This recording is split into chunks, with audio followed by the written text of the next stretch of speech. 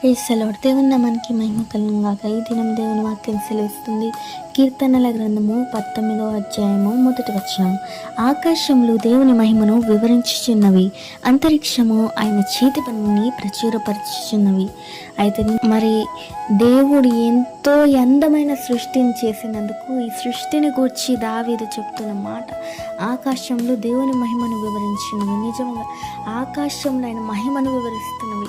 మనం ఒక వైపు నుండి మనము ఆకాశం చూస్తున్నది ఎంత అద్భుతంగా ఉంటుంది. మరి మనము ఉదయంనే లేచి ఎంతో మనము ఆ ప్రకృతిని చూసినప్పుడు దేవుడు ఎంతగానో ఇంత అద్భుతంగా ఈ సృష్టిని సృజించి ఉన్నాడని మనకు ఆలోచన వస్తూ ఉంటుంది. ఈ సృష్టి ద్వారా దేవునికి మహిమ వస్తుంది. మరి నీ ద్వారా నా ద్వారా దేవునికి మహిమ వస్తుందో ఒకసారి ఆలోచించాలి. మన ద్వారా దేవునికి మహిమ వస్తుందా, మన ద్వారా దేవునికి అవమానం వస్తుందా, మనం ఒకసారి ఆలోచిద్దాం. మనం మాట్లాడే మాటల్లో కానీ, మనం చేసే చేష్టల్లో కానీ, మన వస్త్రంలో కానీ దేవుని మహిమపరిచే విధంగా ఉండాలి, కానీ దేవుని అవమానపరిచే విధంగా మనం ఉండకూడదు. ఎంతో ఈ అద్భుతమైన సృష్టిని సృష్టించిన దేవుడు, మరి ఈ సృష్టిలో ఉన్న ఒక ఆకు, ఒక పువ్వు కూడా దేవుని మహిమను వివరిస్తుంది. ఆయన ఎంతగానో అద్భుత సృష్టిని సృష్టించి ఉన్నాడని ఈ సృష్టి దేవుని గూర్చి ప్రచురం చేస్తూ ఆయన మహిమను వివరిస్తూ ఉన్నది. మరి మనుషులమైన మనల్ని ఆయన చేతితోనే మనల్ని చేసి ఉన్నాడు కాబట్టి మరి మనం ఆయనకి ఏ ఉపయోగకరంగా ఉన్నాం. ఒక ఆకు, ఒక చెట్టు అయినా నీడనిస్తుంది. ఒక వేడిలో కూడా ఒక చెట్టు మనకి నీడనిస్తుంది, చల్లదనమునిస్తుంది. అక్కడ కూడా చెట్టు వివరిస్తుంది యేసే మహిమను. నన్ను ఇట్టి విధంగా దేవుడు సృజించి ఉన్నాడు కాబట్టి నీకు ఈ నీడనిస్తున్నాని చెట్టు కూడా ఒక సాక్షిగా ఉండగలుగుతుంది.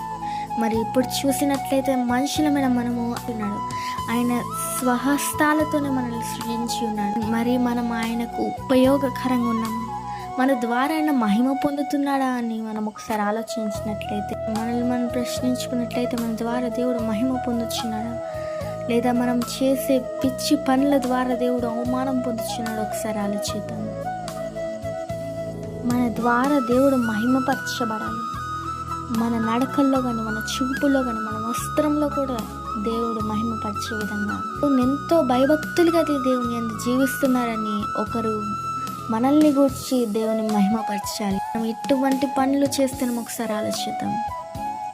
సమయం అంతా వృధా చేస్తూ సెల్ ఫోన్లకి, టీవీలకి, లోకానికి, ముచ్చట్లకి, మాటలకి మనం సమయం వృధా చేస్తూ దేవుని బిడ్డలమై ఉండి కూడా దేవుని నామానికి మహిమ తేకుండా దేవుని నామానికి అవమానం తెస్తున్నాం ఒకసారి ఆలోచిద్దాం. మరి ఇటు సమయం వ్యర్థం చేసే వాళ్ళలో క్రైస్తవులు ఎక్కువ ఉన్నారని మనం గమనించగలం. ఎందుకంటే ఎంతగానో సమయం వ్యర్థం చేస్తూ సెల్ ఫోన్లు, టీవీలతో, మాటలతో, లోకానుసారం గడుపుతూ ఎంతగానో సమయం వృధా చేస్తూ దేవుని ఎంతగానో బాధపరుస్తూ ఆయన నామానికి అవమానం తెస్తున్నారు. కాలంలో అన్యుల కంటే క్రైస్తవులు ఎంతగానో చెడిపోయి ఉన్నారు. మరి ఒకసారి ఆలోచించుకున్నట్లయితే, మనల్ని మనం ప్రశ్నించుకున్నట్లయితే, ఈ సృష్టి దేవుని మహిమపరుస్తుంది. సృష్టి దేవుని మహిమను అద్భుతంగా వివరిస్తుంది. మరి మనం ఆయన మహిమను వివరించే వారిగా ఉన్నామా? మన ద్వారా ఆయన మహిమ పొందుతున్నాడని ఒకసారి ఆలోచిద్దాం. ఇట్టి సమయం వృధా చేసి చెడు పనులకు అలవాటైపోయి ఎంతగానో పాపం చేస్తూ ఆయన నామానికి, ఆయనకి అవమానం తెస్తున్నామేమో. మరి ఒక్కసారి ప్రశ్నించుకుందాం.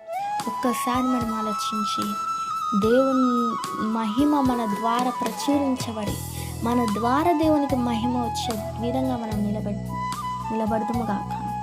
మరి అట్టి విధంగా ఏ సమయం వృధా చేయకుండా పూర్తిగా దేవుని సన్నిధిలో మోకరించి, ప్రభువా నా ద్వారా నీకు మహిమ రావాలి ప్రభువా, నేను చేసే ప్రతి ఒక్క పనిలో నీకు మహిమ రావాలి ప్రభువా, మరి ఇన్ని దినంలో నీ నామానికి అవమానం తెచ్చానేమో, నన్ను క్షమించు ప్రభువా అని మనం అడుగుదాం.